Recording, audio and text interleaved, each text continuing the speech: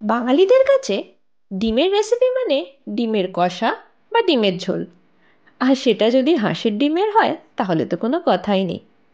কিন্তু একটু স্বাদ বদল করতে আজ আপনাদের সামনে একটা নতুন রেসিপি নিয়ে এসেছি।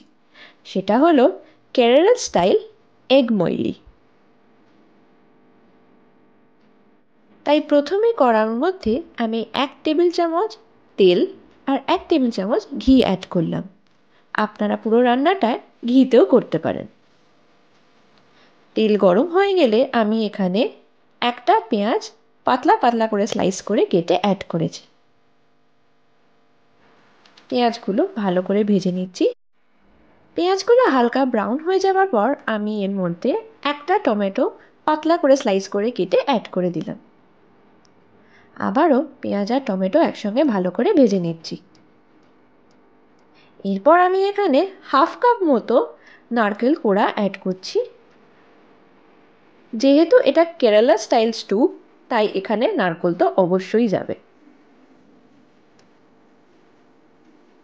সাথে দিয়ে দিচ্ছি 1 চিমটে হলুদ গুঁড়ো, হাফ টিস্পুন মতো চিনি আর স্বাদ অনুযায়ী নুন। আবারও সবকটা উপকরণ ভালো করে মিক্স করে নিচ্ছি। এরপর এখানে অ্যাড করছি 1 কাপ মতো কোকোনাট মিল্ক। আমি এখানে নারকেল কুড়িয়ে ফ্রেশভাবে তার দুধটাই ব্যবহার করেছি। আপনারা কিন্তু চাইলে বাজার থেকে কিনে এনে কোকোনাট মিল্কও ব্যবহার করতে পারেন। পুরোটা ভালো করে নেড়ে চেড়ে নিয়ে একসঙ্গে ফুটিয়ে নিচ্ছি। এরপর আমি অ্যাড করছি স্বাদ অনুযায়ী গোলমরিচ গুঁড়ো আর অর্ধেক লেবুর রস।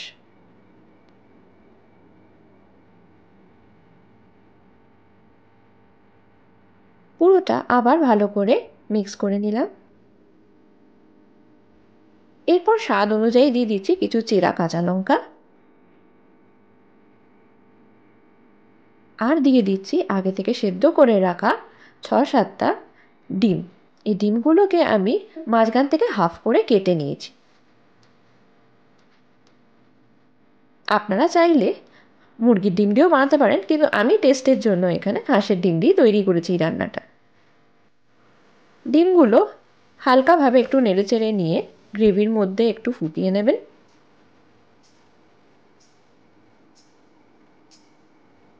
তারপর গরম গরম সার্ভ করবেন লুচি, পরোটা কিংবা পোলাওয়ের সাথে। কেরালার এই রান্নাটা নর্মালি মাছ দিয়ে তৈরি হয়, কিন্তু আমি আজ এটা ডিম দিয়ে ট্রাই করলাম। আপনারাও বাড়িতে ট্রাই করে দেখবেন আর অবশ্যই জানাবেন কেমন লাগলো আপনাদের।